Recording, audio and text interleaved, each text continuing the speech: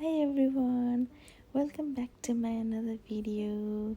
आज चाहिँ मलाई यतिकै मन लाग्यो बनाउनु अनि प्लस मैले मेरो साथीहरूलाई नि बोलाएको थिएँ खाना खानको लागि। सो आजको दिन रेकर्ड गर्नु मन लाग्यो, सो मैले यतिकै गरेँ ऱ्यान्डमली। कुन डेट पनि मलाई थाहै छैन हैन। यहाँ चाहिँ हामी हस्बेन्ड वाइफ मिलेर काम गर्दैछौँ।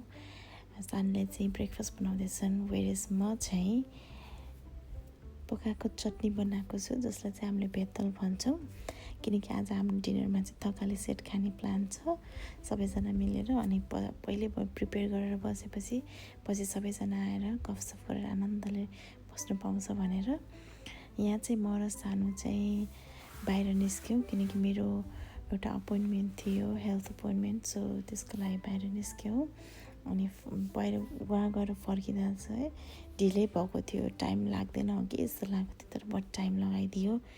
अनि हामी आएको 1-2 घन्टापछि चाहिँ नबिल चाहिँ आउनुभयो।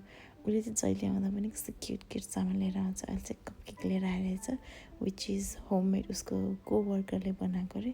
कस्तो मिठो थियो त्यो कपकेक, फ्रेस इन्ग्रिडियन्ट्सहरू र फ्रेसली बेक गरेको छुट्टै थाहा पाउने कि है त्यो टेस्टमा। त्यसपछि अनु र सुसन त्यो प्रिटी फ्लावर लिएर आए। नबिल चाहिँ यहाँ आफ्नो ट्यालेन्ट देखाउँदैछन्। अनि त्यो कपकेक चाहिँ हामीले सुसन र अनुलाई पनि दियो। अनुले क्या मजाले खाएर त्यसले स्यान्डविच बनाएर कपकेकलाई चाहिँ। अनि सबैजना त्यही बारेमा कुरा गर्दै थियौँ हामी, अनि गफसफ गऱ्यौँ, नानीसँग एकैछिन खेल्यौँ। गेस्टहरू आउनु अगाडि खानु बनाएको चाहिँ फाइदा यही कि सबैजना मजाले बसेर गफ गर्न पाइन्छ कि होइन। अनि सुसन, ड्याडी र सानो भएर चाहिँ यस्तो बाहिर निस्किनु भयो। खै किन निस्किनु भयो मलाई याद पनि छैन, तर बाहिर निस्किनु भएको थियो चाहिँ। अनि नक्कल पारेर बस्यो, थ्रेडिङ गर्ने यताउति हुन्छ नि केटीहरूको। अनि सबैजना जम्मा भइसकेपछि चाहिँ खानासाना ततायो अनि सबैजना मिलेर अनि खाना सर्भ गऱ्यौँ। कस्तो राम्रो देखेको सबैजना मिलजुल गरेर काम गर्दाखेरि चाहिँ कस्तो मिठो भएको थियो नि यो दिनको खानाहरू त सब मिठो भएको थियो अनि कस्तो राम्रो पनि देखेको थियो।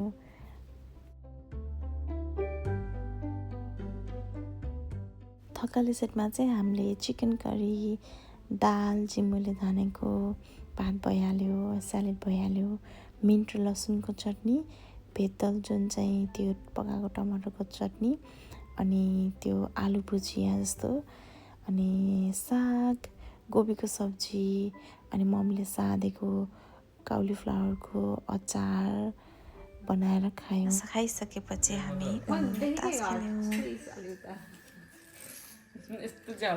आफू हेर्दै जान्छ कि नबेला अन्त देखेँ भन्दै बस्छ।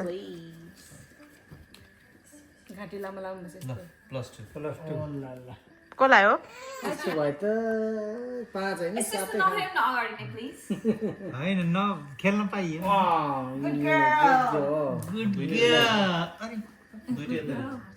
ओहो 3 आएन भने त सुसन भाइ त सुरुमै माइनस जान्छ नि त। इच्छाको चौका भाइले बचाएको बेला मिसी उता ऊ छैन नि त, हुकुम छैन नि।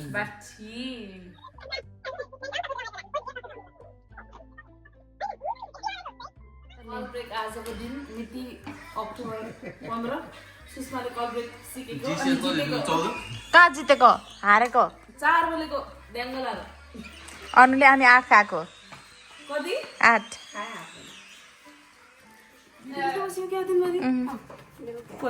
सम्झिन्छु खेल्नै दिएन नि तास दिए यता चिसन के चिसन रे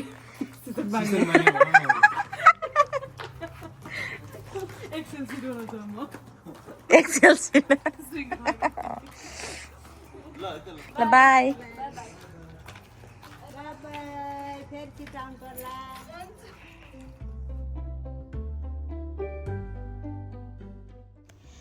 Bye and thank you for watching.